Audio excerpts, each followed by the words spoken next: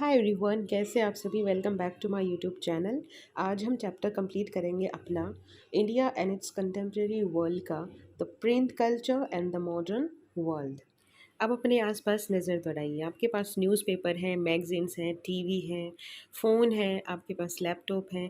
आप पूरा दिन न्यूज़ फीड स्क्रॉल करते रहते हैं, आप पूरा दिन चीज़ों को जानते रहते हैं, आप अपनी इन्फॉर्मेशन आप एक दूसरे के साथ शेयर करते रहते हैं, आप अपनी नॉलेज गेन करते रहते हैं। लेकिन आप अब अपने आप को वहाँ पे लेके जाइए जहाँ पे ये कुछ भी नहीं था। जब ना कोई न्यूज़पेपर था, जब ना कोई प्रिंट होता था, जब ना कोई अक्षर का ज्ञान होता था। ये बात है अराउंड 500 500 एडी की। लगभग 594 एडी में, 594 एडी में सबसे पहले जो प्रिंटिंग का काम हुआ था वो चाइना में किया। चाइना ने हमें बहुत अच्छी अच्छी चीज़ें दी हैं, ये हम कोविड-19 से जानते हैं, लेकिन चाइना ने वाकई में हमें कुछ अच्छी चीज़ें भी दी हैं। और प्रिंटिंग की जो प्रणाली थी, जो प्रिंटिंग का काम था, वो उनमें से एक था। तो सबसे पहले जो चाइना में प्रिंटिंग का काम स्टार्ट हुआ था, जब सबसे पहले पेपर प्रिंटिंग छपाई शुरू हुई थी, वो हुई थी 594 एडी में चाइना में। और इसकी जो शैली थी, इसका जो स्टाइल था, वो एकॉर्डियन स्टाइल था। वो लोग क्या करते थे, वो जब अक्षरों को लिखते थे, वो जब वर्ड्स बनाते थे, तो उनमें इतना गैप देते देते थे लेफ़्ट एंड राइट साइड पे कि वहाँ पे कोई भी अपना पर्सनल कोई भी स्टाइल बनवा सकता है, कोई डिज़ाइन बनवा सकता है। और कुछ जो कलाकार होते थे, उनका खुद का ही अपना एक डिज़ाइन होता था, वो खुद ही डिज़ाइन तैयार करते थे, जिनसे कि पहचान होती थी कि ये उस जो बुक लिखने वाला है, उस पब्लिशर की ये किताब है या कोई मैगज़ीन है। उस टाइम पे मेनली जो किताबें बनी जाती थी, जो पढ़ाई जाती थी या जो छापी गई, वो राजा के बारे में होती थी। मैक्सिमम जो रॉयल फैमिली होती थी, वही उस टाइम पे पढ़ने का काम करती थी। बाकी आम लोगों के लिए, नॉर्मल पीपल्स के लिए ये चीज़ें नहीं थीं। उसके बाद हम चलते हैं जापान में। सबसे पहले छपाई शुरू होती है चाइना में, फिर पहुंचती है जापान। एक बुद्धिस्ट मिशनरी 768 टू 770 के अराउंड पहुंचता है जापान में। और वो अपने साथ लेके आता है वो प्रिंटिंग की जो, वो छपाई की जो शैली थी, जो स्टाइल था और जो टेक्निक थी, वो अपने साथ लेके आता है। जापान में जो सबसे ओल्डेस्ट बुक जो छापी गई, ever printed oldest book of Japan was Diamond Sutra. Diamond Sutra 868 AD में बनाया गया था। उस टाइम पे टोक्यो शहर को एदो के नाम से जाना जाता था। फिर क्या होता है, फिर हर चीज़ जो भी नॉर्मल ज़िंदगी होती थी, किसी की लव स्टोरी है, किसी का किसी के साथ झगड़ा है, कहीं पब्स हैं, कहीं पे नॉर्मल लाइफ दिखा रहे हैं, ये सारी चीज़ें चित्रों के साथ, पिक्चर्स के साथ किताबों में छापी जाने लगी। और ये पिक्चर्स, ये उस टाइम की बुक्स हमें जापानीज़ ओल्ड कल्चर दिखाती हैं। उस टाइम पे ऐसी बहुत सारी किताबें फिर जापान में छापी गई, जो कि जापानीज़ कल्चर पे बेस्ड थी। कहीं पे जापान की दुकानों को दिखाया गया, कहीं पे कारीगरों को दिखाया गया, कहीं पे रॉयल फैमिलीज़ के बारे में बताया गया। तो अब जापान ऐसी हर एक चीज़ छापना चाहता था जो कि जापानी कल्चर में होती है। वहीं फिर जापान में पैदा होते हैं कितागावा उतामारो।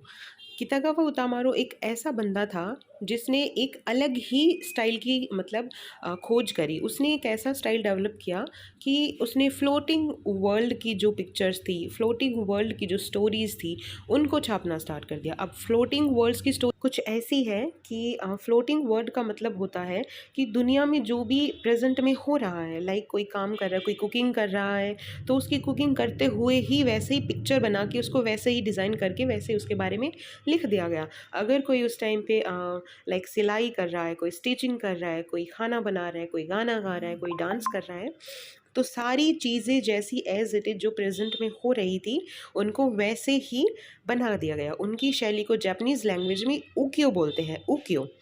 और कितागावा उतामारो का जो बर्थ है वो हुआ था 1753 में। तो कितागावा उतामारो की जो शैली थी वो उकियो थी, उनका जो स्टाइल था वो उकियो था, और वो जापानीज़ थे। ये हो गया चाइना और जापान के बारे में कि कैसे चाइना और जापान में प्रिंटिंग की प्रोसेस होती थी। अब हम पहुंचते हैं यूरोप में। यूरोप में एक ऐसे वर्ल्ड ट्रैवलर होते थे जिनका नाम था मार्को पोलो। मार्को पोलो ने बहुत सारे देशों की यात्रा। अब मार्को पोलो पहुंचता है चाइना। चाइना में जाके क्या देखता है, प्रिंटिंग की प्रोसेस। और प्रिंटिंग की जो टेक्निक उसने वहाँ पे देखी, वो उसको अपने साथ वापस लेके अपने देश लौटता है। वो अपने साथ प्रिंटिंग टेक्निक लेके लौटता है 1295 में। लेकिन उस टाइम पे जो यूरोपियन स्टाइल में जो प्रिंटिंग का काम हुआ वो वेलम पे हुआ। वेलम क्या होता था? वेलम रॉयल फैमिली को रिप्रेजेंट करता था। वेलम होता था एक ऐसे एनिमल्स के स्किन का बना हुआ एक पूरा ऐसे पेपर सा होता था और उस पे छपाई की जाती थी, उस पे वो लोग प्रिंट करते थे। तो ये थी यूरोपियन स्टाइल की छपाई, यूरोपियन स्टाइल की प्रिंटिंग। अब हम पहुंचते हैं यूहान गुटेनबर्ग के पास। यूहान गुटेनबर्ग जो कि रहने वाला था स्ट्रेसबर्ग का। आई होप आपको चाइना, जापान और यूरोप में जो जो प्रिंटिंग का काम होता था वो समझ में आ गया होगा। अब हम चलते हैं स्ट्रेसबर्ग में। स्ट्रेसबर्ग में कौन रहता था? यूहान गुटेनबर्ग। यूहान गुटेनबर्ग क्या करता है? यूहान गुटेनबर्ग एक व्यापारी का बच्चा था। उसके जो फादर थे वो वैसे तो एक किसान थे लेकिन वो व्यापारी भी थे। और उनके घर पे बेसिकली ऑयल रिफाइनरीज थी। उनके घर पे जैतून का तेल निकाला जाता था, ओलिव ऑयल्स का वो काम करते थे। तो उसने देखा कि कैसे ओलिव से वो लोग तेल बना रहे हैं, कैसे वो लोग ओलिव ऑयल बना रहे हैं। तो उसने क्या किया, अपनी मशीन को हूबहू कॉपी कर दिया। उसने अपनी मशीन से कुछ आइडिया लिए, जो मशीन वो अपनी फैक्ट्री में देखता आया था, और उसने उस आइडिया को प्रिंटिंग प्रेस बनाने लगा दिया। अब उसने क्या किया, अब उसने सेम स्टाइल कॉपी करते हुए उसमें थोड़ा सा फेर बदल करके अपना माइंड थोड़ा सा लगा के उसने क्या बनाया, उसने एक प्रिंटिंग प्रेस बनाई। उसकी जो प्रिंटिंग की मशीन थी वो 1448 में बन के तैयार हो गई। तो योहान गुटेनबर्ग ने सबसे पहले प्रिंटिंग की एक मशीन तैयार की, और वो मशीन उसकी कब बन के तैयार हुई? 1448 में। अब हम पहुंचते हैं रोम में। रोम में ये उस समय की बात है, अराउंड 1500 के आसपास की बात। वहाँ पे जो सारे रूल रेगुलेशन थे वो कैथोलिक चर्च के पोप के चलते थे। पोप जो भी लोगों को बता देता था कि लाइक गॉड के बच्चे वही हैं जो चर्च के रूल्स मानते हैं या जो किंग के रूल मानते हैं, उन्होंने लोगों को सारी गलत इन्फॉर्मेशन दे रखी थी। मार्टिन लूथर कौन था? मार्टिन लूथर था रिलीजियस रिफॉर्मर।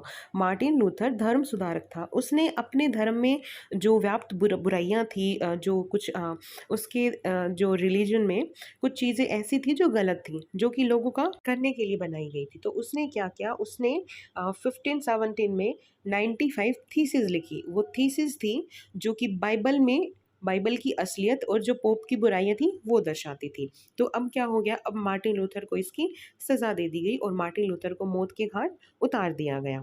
उन्होंने ऐसी विचारधारा को दबाने के लिए, ऐसे आइडियाज़ को दबाने के लिए जो कि रिलीजियस रिफॉर्मर का काम करते थे, उन्होंने इंक्विजिशन शुरू किया। इंक्विजिशन क्या होता था?